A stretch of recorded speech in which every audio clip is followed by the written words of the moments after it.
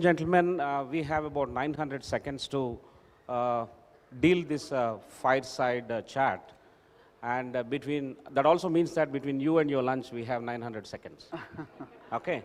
But then we will see who will eat into what. Will you eat into fireside chat or we eat into your lunch? We'll have to decide that. Perfect. Sir, I have a set of few questions. Okay. We will be completely informal and generally what is not known during formal interactions is what we try to understand here.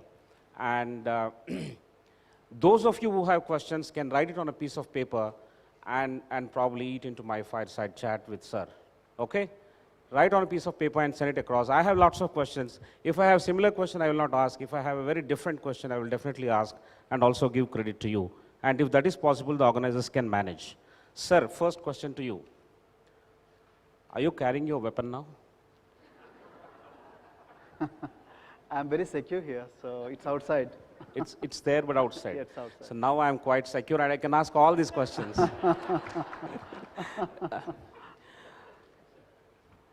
Do you teach in the classroom, sir, now? I do, I used to, but yes, once in a month I go to classrooms and then I start teaching. But I Great. attend, many teacher training sessions and then I teach teachers. You teach teachers. That's Yes. great. That's great. Sir, this entire crucible of changing the paradigm. I don't want to use jargon as I promised, but still, the whole exercise over the last several years has been unfolding in front of our eyes. We have seen many things changing. This is one real disruption that we are witnessing in the current times, and you are with us, and therefore I'm extremely happy about it. Thank you. What actually keeps this mission running? What inside you is or what around you is the inspiration for keeping this mission running? I think I am very intolerant and restless because the challenge is very huge and resources are limited, including time. And as our colleagues have just spoken ahead of us, before us, that there is rapidity and then we are heading towards something called singularity and all that. So I think there is urgency. So that urgency is giving us sleepless nights, and then day in and day out we want to work harder and then give that solution to the urgency and then make them inclusive, make them partners of this problem solving process. So that's the reason why we have been able to make all these changes, because already people start talking about post-work world. So world without work, and then started talking about universal basic income.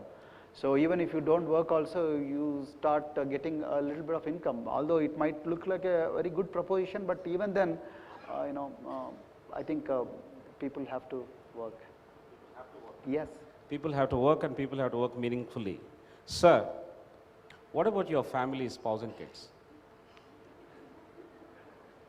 My family is happy, helping me, and then my wife is director agriculture marketing. She is also a government employee. But every day is a new day for both of us. So before we leave home, and then when we meet, we meet as if we are strangers. As if you're strangers? Yes. Okay. So immersed in the work. Yes. Great.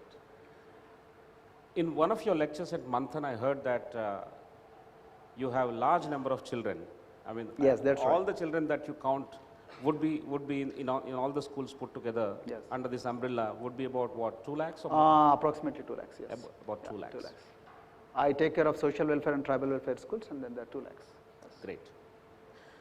Sir, you came into this role by choice. That's right. That's what we heard. That's right.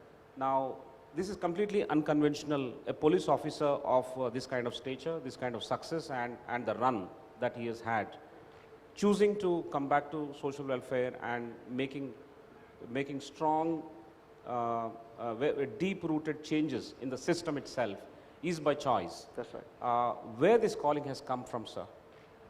2 things. One, Telangana agitation. I was OSD of Usmania University in the heights of Telangana agitation, and then I saw a lot of students committing suicide or attempting to commit suicide because of the frustration, largely because of passion to get Telangana, one, two, helplessness, ignorance, and then ignorance of the opportunities, and then no role models in their lives is one. Second, no role models, then lack of exposure to role models.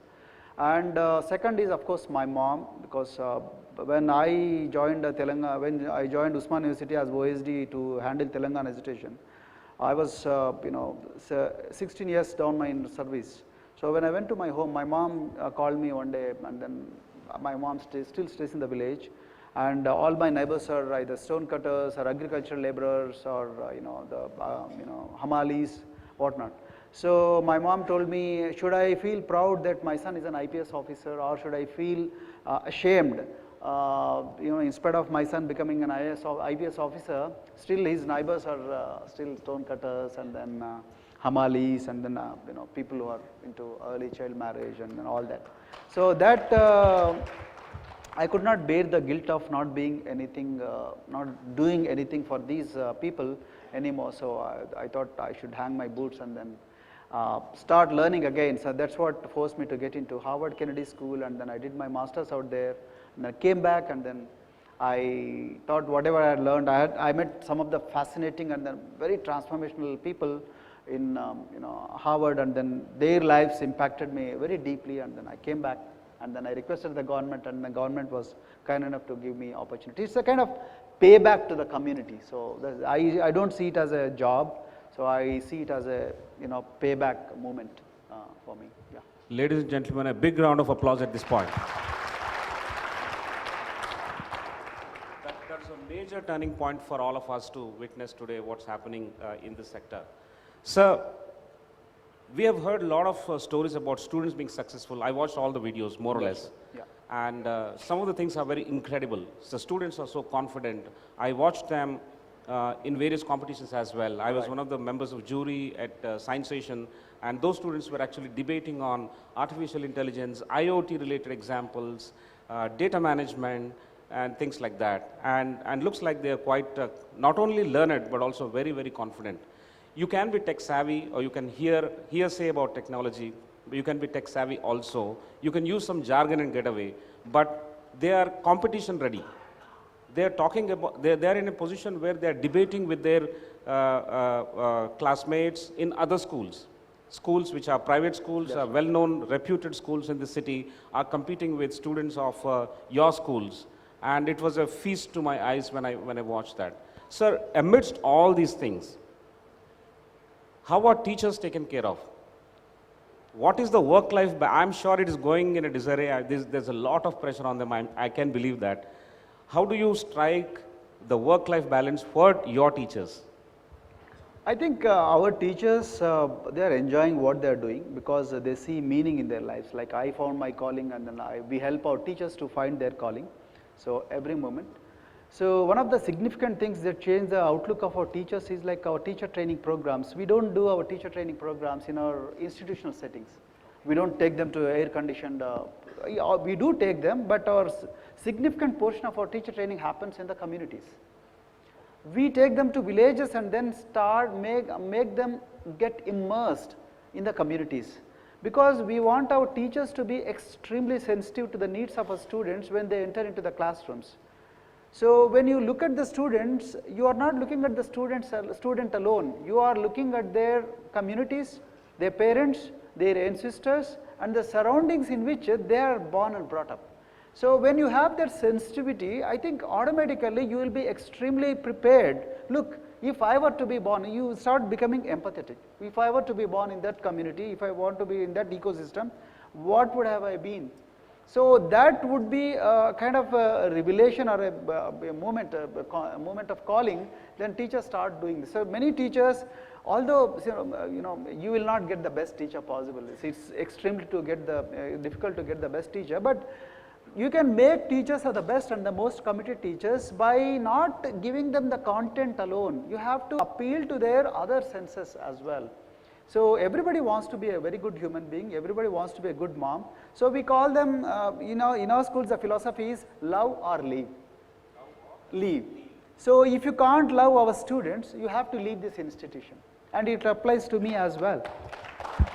It applies to me as well. So you have to treat these students as your own children. And then the real transformation comes. Teachers are really working hard, and then they see meaning. Now when these people, like last year we had sent about 100 students to Delhi University. For the first time in the history of Telangana, 100 students at one go, and our students could go up to St. Stephen's. And they not only went to St. Stephen's in open competition, they have become toppers in St. Stephen's. Awesome. And the girl who went to Miranda House is from the most interior tribal village in Adilabad district, where as a police officer with 3 AK-47 rifles and then 20 SLRs, we could not go to that tribal village, but in that village one girl, Monica, she is a topper in Miranda House. So awesome news. How is it happening? So when our teachers see all these smaller successes sprouting everywhere, suddenly they forget all others. So now the question of work-life balance would come, everything becomes work. Okay, it has taken care of another 3 questions. Sir, these results, every day we get to hear these good results. Yes. Now, one dimension which I wanted to ask you, and then we'll go on to other questions also, is about entrepreneurship among school students. A lot of private institutions are also trying to advance entrepreneurship spectrum and advance it to the school level so that we catch them young and fresh ideas are there and there is enough timeline for them to fail in case they fail, and they necessarily will have to fail. What is happening with our schools with respect to you, social welfare schools, especially on the platform of entrepreneurship? It's a very good question, very important. I consider it is extremely relevant in the rapidly changing employment markets in this country. We should have done this long ago, but of late, first we wanted to solve the problem of language and then the confidence, and then we wanted to make the schools as very acceptable, and then we wanted to enter into the psychic domain of the, we wanted to enter into the conversations of the parents. So we didn't have entrepreneurship in our mind, because had we thought about entrepreneurship, probably would have been ahead of time. So we wanted to go step by step. So now we are at such a stage, like we are oversubscribed, and then earlier we used to have about 4,000 to 5,000 vacancies, but today for every seat we have 6 parents applying. So we are now, for example, last year we had 277,000 applications for only 38,000 positions. So you can imagine how popular these government schools have become. Now what we are trying to do this year onwards, we are trying to make our students enter into the entrepreneurial sector as well. So we started, like, instead of buying sanitary napkins outside, we have asked our students to set up a shop in the college itself. So instead of buying soaps from outside, so have your own cooperative store. So similarly, all the students who have just passed out, so we are asking them to be the catering contractors, be the the sanitation contractors, and be the service providers to all these institutions, so that you develop business skills. So it's something which we are trying to do day in and day out. And similarly, we are also, thanks to some of the industries which are coming to us, and we are sending our students to these industries as interns, so that they can learn, and also we are calling a lot of successful business women and then businessmen, business persons to our schools, so that they understand the lives of these people and then how difficult it is. And then we have Telangana Satellite Television is a very popular television network in our schools. We call people like you, and then we call people who have been successful. So we ask them to talk to these students live, and then interactive television. So, and we also carry a lot of stories about a successful business person. We didn't want to start with budgeting, we didn't want to start with marketing, because that would have been again a very boring exercise in the schools. So probably we want to show them a role model and understand role models from their own ecosystems makes more sense than role models from a different ecosystem. I cannot bring people from Bombay Stock Exchange and then make a talk, but if a girl next door doing well, probably those things will. Great. So, a student becoming teachers is a very fascinating thing that we heard just now from you, and also I watched it on video. He'll first be a teaching assistant, and then he'll become super student, and then he'll become green guru. Green guru, yes. Now, is this model a native model, or have you borrowed it from somewhere? Absolutely native. Very round of applause. Absolutely native. How is it working out, sir? It's going on very well, and whenever I go to schools, girls come to us, boys come to us. Sir, this year I've earned about 60,000 rupees. 60,000 rupees a girl. 60,000? Sometimes, yes. And because of the rewards they get, Now, teaching assistants, if they do extremely well, they go, they are elevated as super students. Super students, they earn about 1500 rupees per hour, and if they are seniors, and they get 2000 rupees per hour, and then all their videos are uploaded in the YouTube. You can always watch them.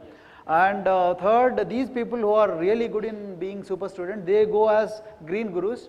And wherever we have challenges in teaching, where like we have places like Tandur, we have places like Adilabad, where many students, many teachers would not like to go. And these students, they go there and then they work as green gurus, and then they're about 3,500 rupees per month. Per month? Per month, yeah, 3,500 rupees per month. And then same thing is happening in degree colleges as well. And then we are toying with an idea called freedom schools as well.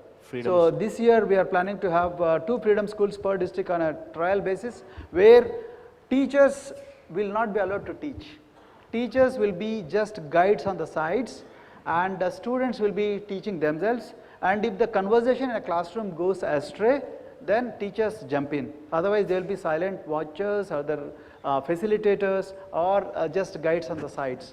So this is a freedom school concept, and then we are really challenging our students to push their limits further and further and further. And imagine, mind you, these are all first generation learners. I am telling it again and again. No, that makes the whole thing very, very clear to us. And the challenges are multifold in that. Yes. Sir, every day we face many challenges, and we have enough reasons to bank on as a blame game. We always give excuses and we move ahead. But here you have full set of challenges from the day one that you have picked up, because the source where you're getting the students from and the ecosystem from which they come at T1, at timeline 1, and from the timeline when they exit from your school is a huge transformation. That's right. So there is an option for you also to have lot many excuses to actually blame on. But I'm sure the government of Telangana is supporting you extremely well, and these things are possible when governments are also actively involved and they share this kind of vision which you initially have explained. More freedom. We get more freedom and more support from the government. So government is not saying you do this by this method only. No, they have trusted us and they gave us all the freedom, and then they can happily see the results as well. Great. So ELETS is a conference which has brought together many people in the education sector, from government as well as private, from all over the country to this conference. Now, in this exercise, you would have met, or many people would have contacted you about what's happening at residential schools. Has your model been looked at and replicated elsewhere? Is there any use case?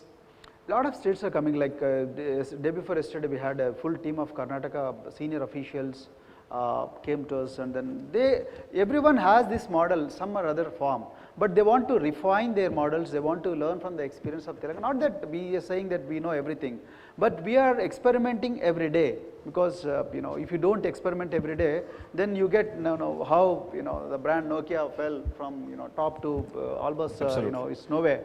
So if you don't experiment every day, so you get stuck in status quo. Then once you get stuck in status quo, then you get comfortable with status quo. Right. So once you get comfortable with status quo, then that is a road for the end.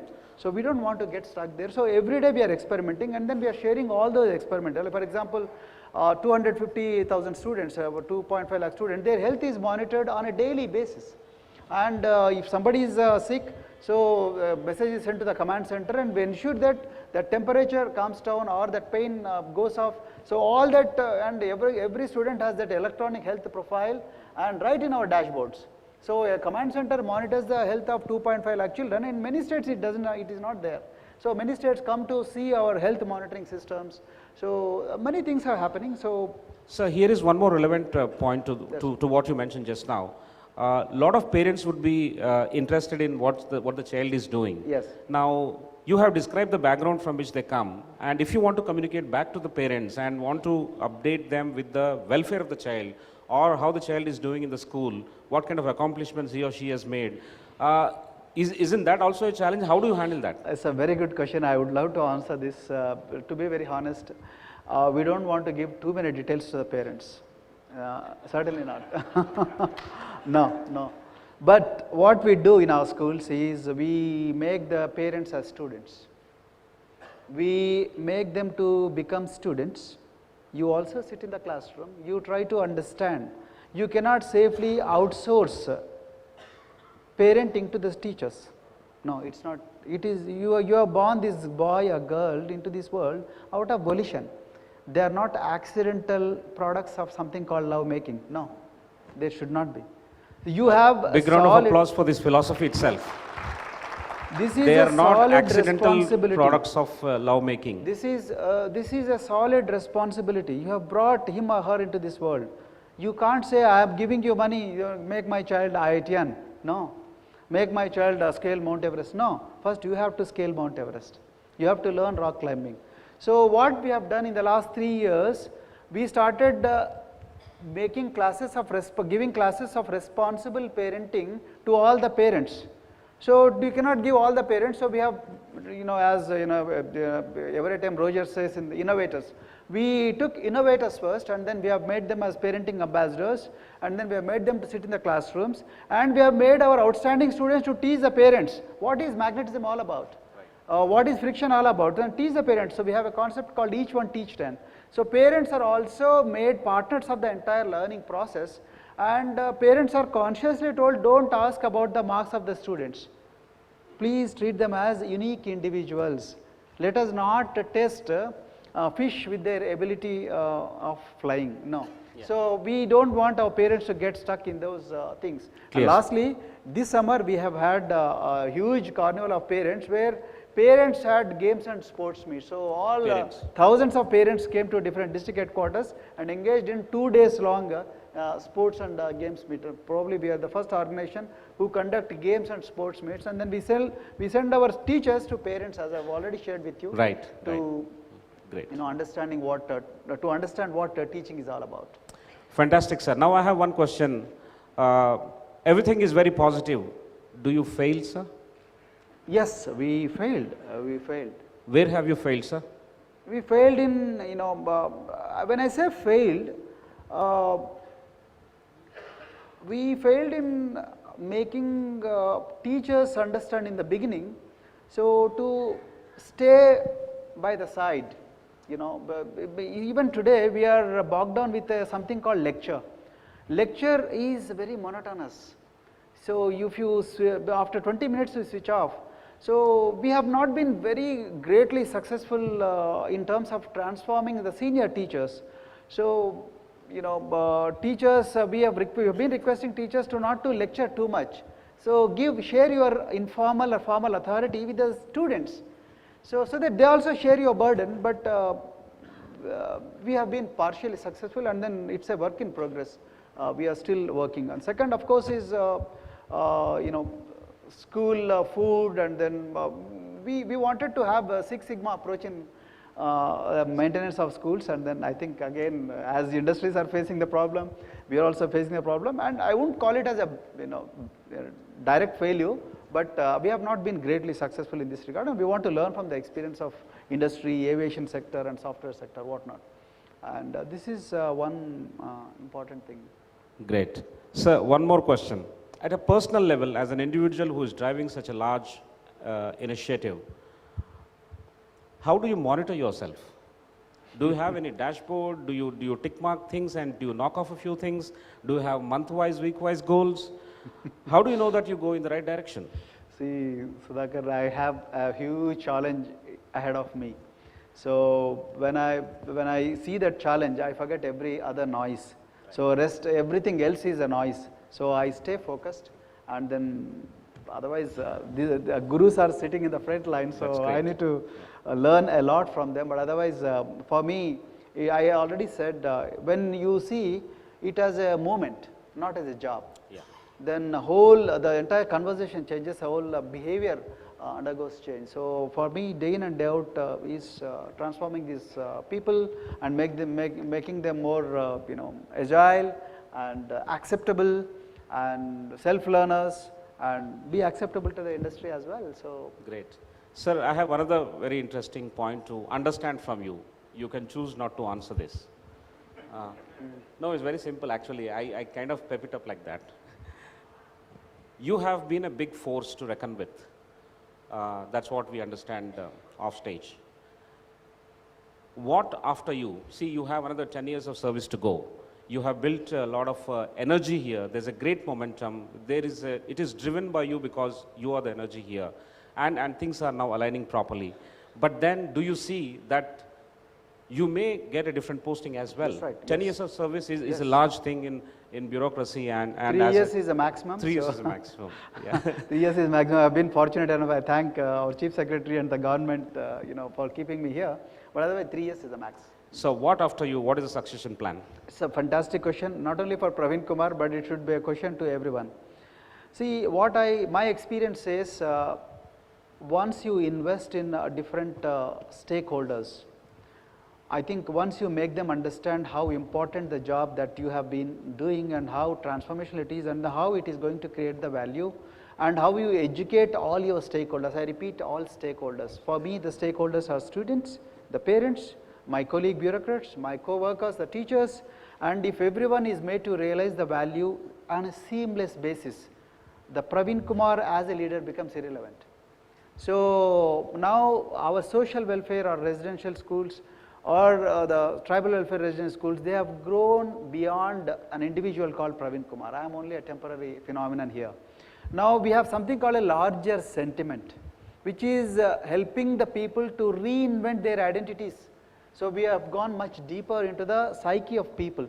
So they are taking pride in sending their children, and then they are looking for more. They are looking for more, and then they are understanding all that is happening in the classrooms, and they are happening in the students, and then the students have become the brand ambassadors, of these schools, and then every day the conversation is changing. So then it becomes a huge sentiment. When sentiment becomes leader, then Praveen Kumar as an individual is no leader. Then sentiment is the leader. Awesome, awesome. So the sustainability is brought in by the sentiment that has been created. If you give me 1 minute time, I'll tell you. I met a boy. It's a very painful event, but I thought I should tell you. On 20th, I still remember the date. That's why I wanted to share it with the larger audience. On 20th February 2010, we stopped a huge mass of students barging towards assembly. Andhra Pradesh Assembly. In those days there was no Telangana, from Usmania University. Their demand was to get Telangana. Then we stopped it as we had police force, and we have myself, and then Mahesh Ladda was another colleague of mine. And then successfully we stopped it, and then students went back to the hostels. After 2 minutes, one fireball started running towards us. And it was a student who immolated himself in the hostel, and he wanted to hug a policeman. Because these people have stopped them from getting Telangana. Then I asked that boy, what is your name? He said, I am Telangana. What's your father's name? Telangana. Where are you from? Telangana. What's your mother's name? Telangana. So later we joined him in Apollo Burns ward. And then we started taking his details, and then he's from an orphanage. What I really got stuck was in a very negative or even a different way is how is that this boy who has no father, no mother, no home, he used to stay in a small hostel in a village called Maheshwaram, how come this boy gets stuck? And he got so smitten and affected by the deeper sentiment called Telangana is something which is a lesson for entire the economy of this industry or educational institutions of the country. So something becomes a very strong sentiment, and it affects everyone. It could be insecurity, it could be a huge advantage out there, so it could be pride, it could be identity or whatever. So it has to affect each and every person. So sentiment has to become that stronger. So then the individuals matter, they don't matter. So sentiment matters a lot. So I'm sorry, but I thought I should bring it. Good that we came to know about this incident, Yeah, and how you draw inspiration from all these incidents, and we put together our if not inspiration at the lesson, it's not an inspiring event, but it is a lesson. So how people get affected by the sentiment, which is absolutely bigger than the individuals, is something which Sir, I've also heard from you that you're also teaching these kids how to get into politics. Yes, Uh, good politics. good politics, good politics. Now your views on politics are almost clear there. That you want youth to enter into politics. Yes. I mean, can I take that? Because they give the direction to the... They give the direction, and that's a good force to get into politics. Good politics. Sir, do you have any aspiration to get into politics? No. That was the question. I'm very happy with what I have been able to do so far. But the youth should get into politics, and we teach them how to get into politics, but sir does not want to get into politics.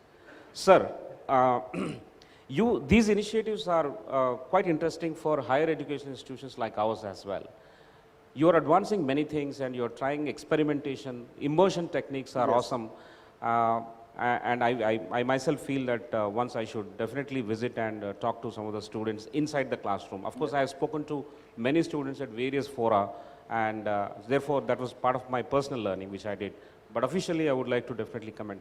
Why I am trying to say this closing note now and ask two more questions is that I want to get away with this first part. Yes. The second part is more interesting. Believe you me, the general criticism on you or as a system is that when you put students into social welfare schools and train them and give them aspirations, give them support, give them 10 commandments and a host of things. I'm not talking about one particular thing and not the other, but it is the entire support system that you have built in here. As a matter of fact, do you think these guys will be able to come out of the caste stigma at some stage? Do you think, are we not ghettoizing them into the same stereotype which we always wanted them to come out of? It's a very important question. So let me start with a statement of Dr. B.R. Ambedkar, who said, caste is a state of mind. Caste is a state of mind. It's physically you cannot touch caste. It is a state of mind. So the second thing what I want to say is like these are the people, like when a child is extremely sick, just born, a neonatal, so you take them to incubator. You put them on incubator and then you protect them from all the external bacteria or evil or whatever. So those negative forces which will act on the child, so that and she is very frail and she lives in a very fragile ecosystem. So in such case you need to incubate children for, like, you have startups, and then why do you incubate the startups? So from the volatilities of the entire nature. So what we do, what the governments do in these welfare residential institutions is to protect them from that toxic ecosystem. I think they need that protection, like the child needs protection, and child prefers mother's home, mother's embrace, because she feels very secure. So here the state is acting as like mother, A. B, as popularly thought, we are not ghettoizing people. In fact, we have people from all communities, but all our people are very poor. We have people from OC, we have people from BC, we have people from SC, ST, minorities, everybody is there. And every summer, we have a summer samurai campaign where all people come together again. From different sections of society, they come and then they enjoy, they work together, and then we have we have a society league like Ivy Leagues, we have a society league. So all students from all communities come together and then they join hands and they become a huge network. I don't think we are ghettoizing, but having said that, we must realize when people are immediately brought from the ecosystem, I think they need that kind of support system. Initially. So that is very, very important. Otherwise, as they get, once they get traumatized at a very young age, it's very difficult to change their feelings and then the personality when they grow as an adult. So this is very important. So, and at the same time, we are not certainly segregating. I want to be very emphatic about it. Integrating them into mainstream as well. Yeah, exactly. That mainstreaming is happening right from school level. So happy to know that, sir. Yes, it's very good. It's not. When you say social welfare, it is not exclusive for scheduled castes. When you say tribal welfare, it is not exclusive for tribes. Right. We have all communities in those institutions. So, sir, the next question is this: is it not time for us to change the name of your schools? Why can't we call it just Gurukul?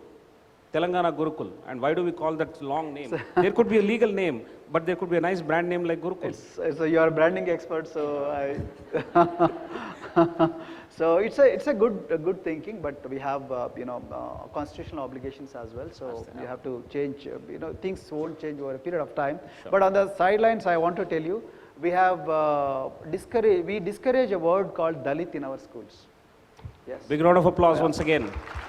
Because we tell all our students not to adopt the identity that is given by someone that has been thrusted upon them.